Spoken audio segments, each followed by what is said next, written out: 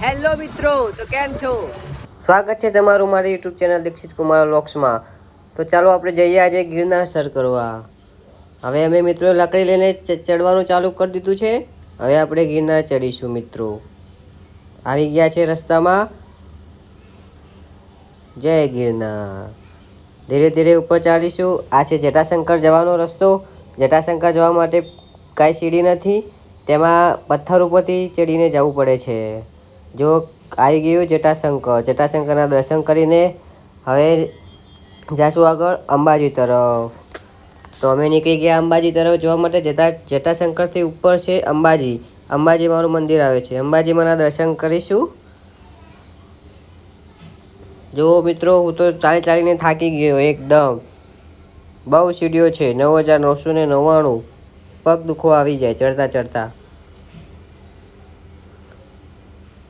જો તમે પાછળનો નજારો જોઈ શકો છો, એકદમ મસ્ત લાગે છે। સામે દેખાય મિત્રો ગુરુ શિખર છે। ગુરુ શિખરની પાછળ આવે છે ગુરુ દત્તાત્રેયનું મંદિર ટોપ શિખર। જો મિત્રો, ગરબા ગુજરાતી જ્યાં હોય ને ગરબા ના હોય એવું બને જ નહીં।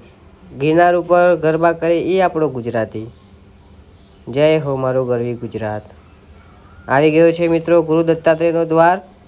આ દત્તાત્રેયના દ્વાર ચડ્યા પછી 60 કે 70 પગથિયા છે ઉપર દત્તાત્રેયનું મંદિર આવે છે। હવે થાક તો બહુ લાગ્યો છે, તો એ ચડવાનું તો છે। ઠાણી લીધું છે કે ઉપર ચડીને જ માનીશું। તો આપણે પ્રતીક્ષા પછી આવી ગયું ગુરુ દત્તાત્રેયનું મંદિર ટોપ શિખર, જે ગિરનારનું ટોપ શિખર કહેવાય। બોલો મિત્રો, જય ગિરનાર। પહોંચી ગયા આપણે